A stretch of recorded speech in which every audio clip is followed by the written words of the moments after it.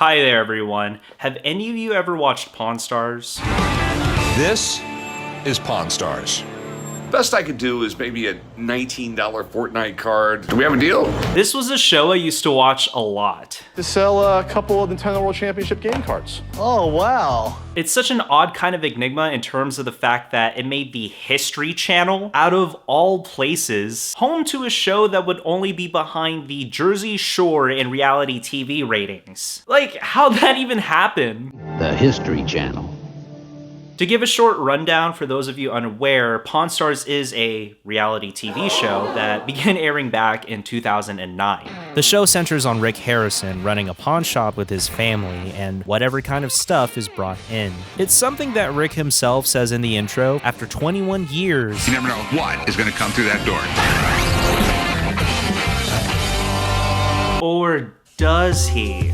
We'll get back to that in a sec. Each episode often consists of person brings in an item, then Rick or whichever one of the Pawn Stars gives historical facts about it, and then they try to sell or pawn the item through some bargaining, and well, that's pretty much it. The show is a prime example of something like Kitchen Nightmares, reality TV that's still highly edited and narratively structured.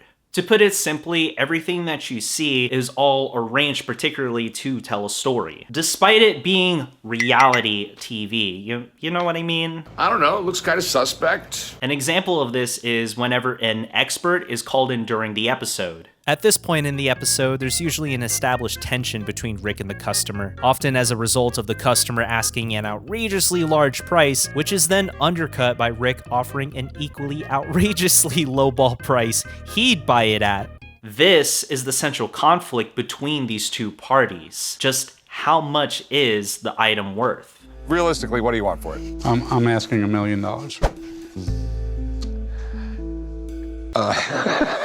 So when an expert, a third party to the matter, is called upon, it drives the story forward in a sense. It is with their opinion that is ultimately factored in on whether or not Rick or the customer win the deal in the end. It is that core conflict that brings us all here together today for this video. We're gonna be looking at clips that show that despite how arranged every episode is, there are times where it's like the mask of the show is genuinely slipping, and it's interesting to watch. But if you like to make some cash money right now, I'll give you $15,000 in $100 bills. No, I think... Amidst the hokey yet charming segments of Rick and everybody else, and all the historical trivia that's brought onto us with the wide variety of items being brought in. Probably the most significant piece of video game history that's ever passed through. There's still the good old-fashioned getting down to business in the nitty-gritty type of negotiations that we all bear witness to. So first things first is I'm gonna get dressed for the occasion and we can start. There we go. Yes, I actually do own one of these, and no, I don't wear it regularly. So yeah, let's watch some clips now, shall we? How's it going? Good, how you doing today? What do we got here? I got a pest collection I'm looking to unload today. Got any candy? No, these have no candy in them at all. He said that no so aggressively, like this is something that's been asked each and every time he whips out his vintage pest collection. These are all from the 1960s, 1970s. What good are candy dispensers without candy? Come on, man. You work with this guy. Come on, man. You work with this guy. He's like so immediately offended by Chumley's presence. Like he's like immediately antagonistic within the first like comment. Come on, man. Like what the hell? He's so like immediately pissed off. It's real Americana. You know, like baseball cards or Barbie dolls, G.I. Joe dolls. Seems like this is something the kids would be into collecting, man. Come on, man. Busted my balls all day long. You busted my balls all day long. These reaction shots with how they edit these shows, like seriously, I just love he's just Chumley. He's just so innocently asked, is there candy in there? Like maybe it's sarcastic, maybe it's a genuine joke, who knows? But the fact that this dude, he's just like, no, there's no pest candy in the pest candy dispenser. No. Okay. There's definitely money into it. I have Casper the Friendly Ghost in the original box from the 1960s. This particular pest here goes for like I love how he immediately after Chumlee's like asked like, you know, some real questions. Got any candy? No. This dude is so quick to brush him off, tell him, fuck you, get out of my face. This guy's busting my balls. Busted my balls all day long. I also got Casper the Friendly Ghost. I got Casper. You know, that's passion right there, I'll tell you what. This particular Pez here goes for like $300 to $400. I love he's just like going on about like showing these off and then like the editing these segments. That's the constant like back and forth reaction shots. I love the reaction shots of Chumlee and Corey. Just honestly just being so disinterested in what this guy's offering. All the while the guy he's like doing this with his Pez machines. He Pez machines all night long. Busted my balls all day long. But either way, it's just funny the contrast between the two. You know what I mean? Such a big collector, man. Why are you looking to sell them? Well, to be honest with you, a lot of these are my doubles. Okay. Corey continues to be so disinterested in all of this. Okay. From just Corey's face, he's just like, okay, yeah, cool. They're your doubles, all right. I need to get them really cheap. Otherwise, I'm not going to be able to sell them. What do you want for them? I'd like to grab $2,500 for them. I had to grab it somewhere else.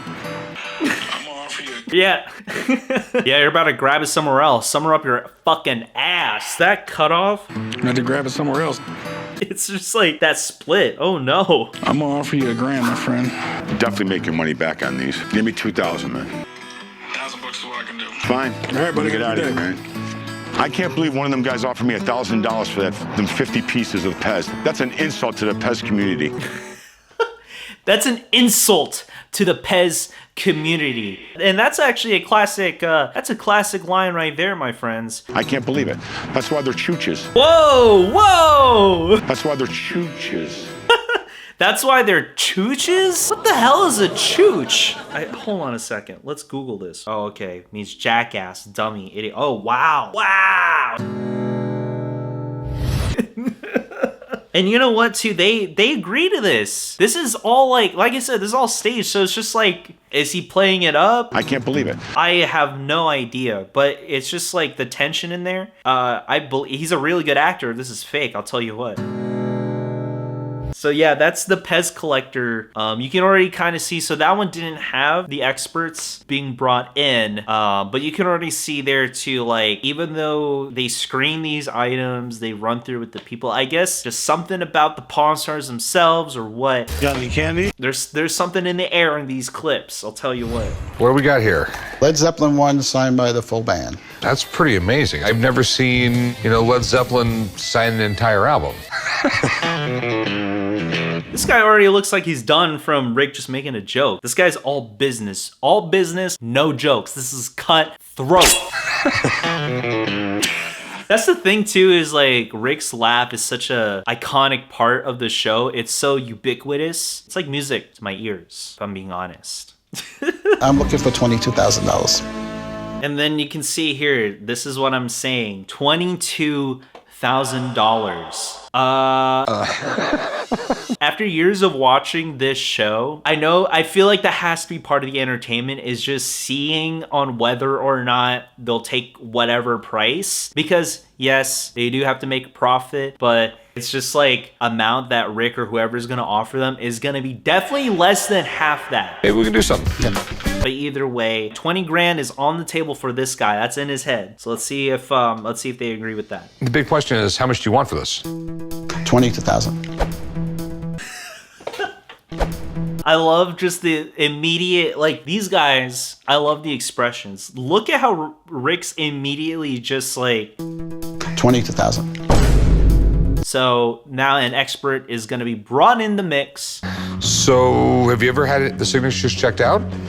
And we're going to see from there how this plays out. The big thing is, are they real, and what's your opinion on what it's worth? Okay, so the first thing I'm going to do, Rick, is look at it under magnification.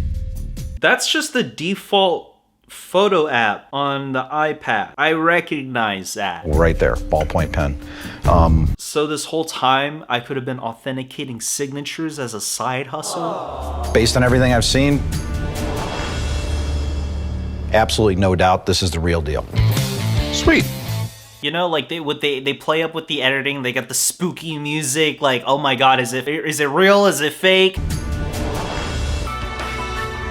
But in this particular case, he's so unimpressed, he's so unfazed, and he'll continue being unfazed even more as the expert further on asserts his dominance. I put this value right at about $10,000 to $12,000. Oh, shit. And no, with all due respect, absolutely. I understand you're a signature person. Yeah. You're not really a appraiser.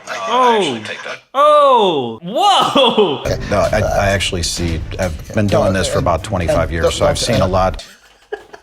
Those reaction shots of Rick, like this one in this particular case, I really hate to do this to y'all. This literally looks like that meme where it's like the furry, like watching his parents argue. That's what Rick is giving off here. I've been doing this for about 25 years, so it's hilarious. He's just so uneasy by this legitimate, like, oh shit, oh, I didn't anticipate this. Like, oh my god. No, with all due respect. You know, all due respect, again, all due respect, but you can go fuck yourself, okay?